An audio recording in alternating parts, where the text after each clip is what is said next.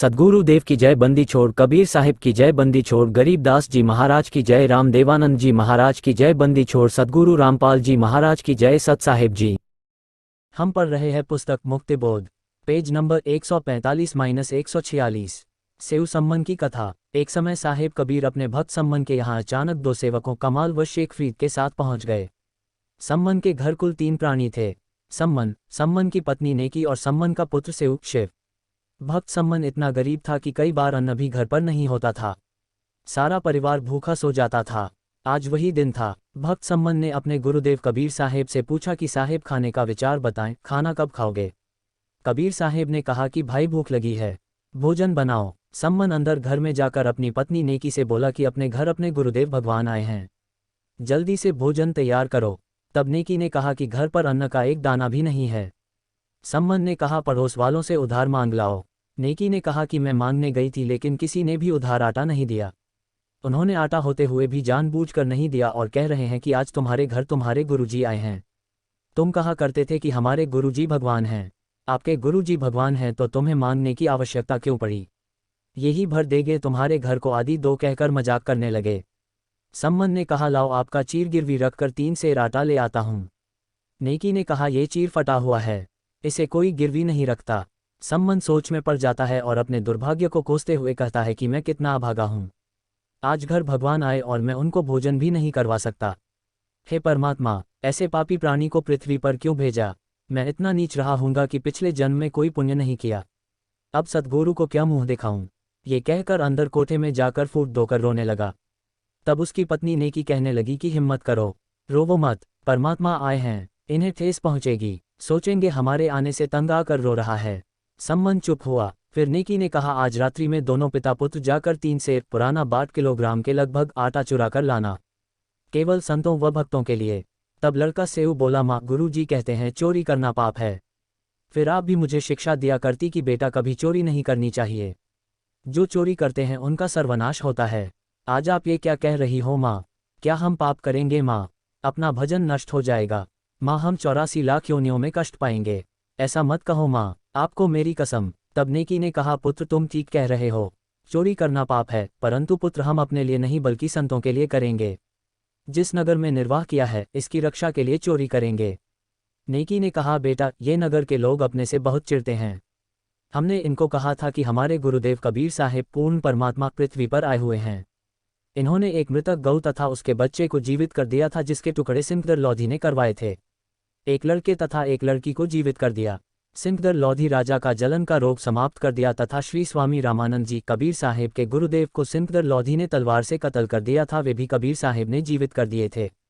इस बात का ये नगर वाले मजाक कर रहे हैं और कहते हैं कि आपके गुरु कबीर तो भगवान हैं, तुम्हारे घर को भी अन्न से भर देंगे। फिर क्यों अन्न आटे के लिए घर घर डोलती फिरती हो। बेटा ये नादान प्राणी हैं। यदि आज साहेब कबीर इस नगरी का अन्न खाए बिना चले गए तो काल भगवान भी इतना नाराज हो जाएगा कि कहीं इस नगरी को समाप्त न कर दे। हे पुत्र, इस अनर्थ को बचाने के लिए अन्न की चोरी करनी है। हम नहीं खाएंगे, केवल अपने सद्गुरु तथा आए भक्तों को प्रसाद बनाकर खिलाएंगे। ये कहकर नेकी की आंखों में आंसू भर आए और कहा पुत्र नाट्यो मत, अर्थात मना नहीं करना। तब अपनी माँ की आंखों के आंसू पहुँचता हुआ लड़का सेऊ कहने लगा माँ रो मत, आपका पुत्र आपके आदेश का पालन करेगा। माँ आप तो बहुत अच्छी हो ना। अर्धरात्रि के समय दोनों पिता सम्मन पुत्रा सेऊ चोरी करने के लिए चल दिए। एक सेठ की दुकान की दीवार में छिद्र किया। सम्मन ने कहा कि पुत्र मैं अंदर जाता हूँ, यदि कोई व्यक्ति आए तो धीरे से कह देना, मैं आपको आटा पकड़ा दूंगा और लेकर भाग जाना। तब सेऊ ने कहा नहीं पिताजी, मैं अंदर जाऊंगा, यदि मैं पकड़ा भी गया तो बच्चा समझकर माफ कर दिया जाऊंगा। सम्मन ने कहा पुत्र यदि आपको पकड़कर मार दिया तो मैं और तेरी माँ कैसे जीवित रहेंगे। सेऊ प्रार्थना करता हुआ छिद्र द्वार से अंदर दुकान में प्रवेश कर गया। तब सम्मन ने कहा पुत्र केवल 3 सेर आटा लाना, अधिक नहीं।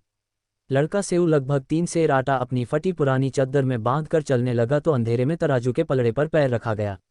जोरदार आवाज हुई जिससे दुकानदार जाग गया और सेऊ को चोर चोर करके पकड़ लिया और रस्से से बांध दिया। इससे पहले सेऊ ने वह चद्दर में बंधा हुआ आटा उस छिद्र से बाहर फेंक दिया और कहा पिताजी मुझे सेठ ने पकड़ लिया है, आप आटा ले जाओ और सद्गुरु व भक्तों को भोजन करवाना, मेरी चिंता मत करना। आटा लेकर सम्मन घर पर गया तो सेऊ को न पाकर नेकी ने पूछा लड़का कहाँ है। सम्मन ने कहा उसे सेठ जी ने पकड़कर थंब से बांध दिया। तब नेकी ने कहा कि आप वापस जाओ और लड़के सेऊ का सिर काट लाओ। क्योंकि लड़के को पहचान कर अपने घर पर लाएंगे। फिर सद्गुरु को देखकर नगर वाले कहेंगे कि ये हैं जो चोरी करवाते हैं। हो सकता है सद्गुरु देव को परेशान करें। हम पापी प्राणी अपने दाता को भोजन के स्थान पर कैद दिखा दें। ये कहकर माँ अपने बेटे का सिर काटने के लिए अपने पति से कह रही है, वह भी गुरुदेव जी के लिए। सम्मन ने हाथ में कर्द लंबा छुरा लिया तथा दुकान पर जाकर कहा, सेऊ बेटा एक बार गर्दन बाहर निकाल, कुछ जरूरी बातें करनी हैं। कल तो हम नहीं मिल पाएंगे, हो सकता है ये आपको मरवा दें। तब सेऊ उस सेठ बनिए से कहता है कि सेठ जी बाहर मेरा बाप खड़ा है, कोई जरूरी बात करना चाहता है, कृपया करके मेरे रिस्से को इतना ढीला कर दो कि मेरी गर्दन छिद्र से बाहर निकल जाए। तब सेठ ने उसकी बात को स्वीकार करके रस्सा इतना ढीला कर दिया कि गर्दन आसानी से बाहर निकल गई। तब सेऊ ने कहा, पिताजी मेरी गर्दन काट दो, यदि आप मेरी गर्दन नहीं काटोगे तो आप मेरे पिता नहीं हो। मेरे को पहचान कर घर तक सेठ पहुंचेगा, राजा तक इसकी पहुंच है, यह अपने गुरुदेव को मरवा देगा। पिताजी हम क्या मुख दिखाएंगे। सम्मन ने एकदम करद मारी और सिर काटकर घर ले गया। सेठ ने लड़के का कत्ल हुआ देखकर उसके शव को घसीटकर साथ ही एक पजावा ईंटें पकाने का भट्ठा था उस खंडहर में डाल गया। जब नेकी ने सम्मन से कहा कि आप वापस जाओ और लड़के का धड़ भी बाहर मिलेगा उठा लाओ, तब सम्मन दुकान पर पहुंचा। उस समय तक सेठ ने उस दुकान की दीवार के छिद्र को बंद कर लिया था। सम्मन ने शव की घसीट चिन्हों को देखते हुए शव के पास पहुंचकर उसे उठा लाकर अंदर कोठे में रखकर ऊपर पुराने कपड़े गुदर डाल दिए और सिर को अलमारी के ताक एक हिस्से में रखकर खिड़की बंद कर दी। कुछ समय के बाद सूर्य उदय हुआ। नेकी ने स्नान किया, फिर सद्गुरु व भक्तों का खाना बनाया।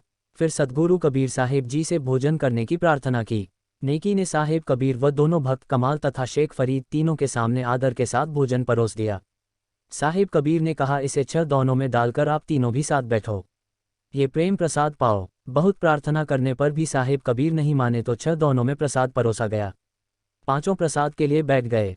तब साहिब कबीर ने कहा, आओ सेऊ जीम लो, ये प्रसाद प्रेम शीश कटत है चोरों के साधों के नित्य क्षेम। साहिब कबीर ने कहा कि सेऊ आओ भोजन पाओ, सिर तो चोरों के कटते हैं, संतों भक्तों के नहीं, उनको तो क्षमा होती है। साहिब कबीर ने इतना कहा था, उसी समय सेऊ के धड़ पर सिर लग गया। कटे हुए का कोई निशान भी गर्दन पर नहीं था तथा पंगत पंक्ति में बैठकर भोजन करने लगा। गरीब सेऊ धड़ पर शीश चढ़ा बैठा, पंगत माही नहीं घरेरा गर्दन पर और सेऊ अकनान ही। सम्मन तथा नेकी ने देखा कि गर्दन पर कोई चिन्ह भी नहीं है। लड़का जीवित कैसे हुआ, शंका हुई कि यह वही सेऊ है या कोई और। अंदर जाकर देखा तो वहां शव तथा शीश नहीं था, केवल रक्त के छींटे लगे थे जो इस पापी मन के संशय को समाप्त करने के लिए प्रमाण बकाया था। ऐसी 2 बहुत लीलाएं साहिब कबीर कबीर ने की हैं जिनसे ये स्वसिद्ध है कि ये ही पूर्ण परमात्मा हैं। सामवेद संख्या नम 822 तथा ऋग्वेद मंडल 10 सूक्त 16 मंत्र 2 में कहा है कि कबीरदेव अपने विधिवत साधक साथी की आयु बढ़ा देता है। क्रमशः अंडस्को आध्यात्मिक जानकारी के लिए आप संत रामपाल जी महाराज जी के मंगलमय प्रवचन सुनिए। साधना चैनल पर प्रतिदिन 7:30-8:30 बजे। संत रामपाल जी महाराज जी इस विश्व में एकमात्र पूर्ण संत हैं।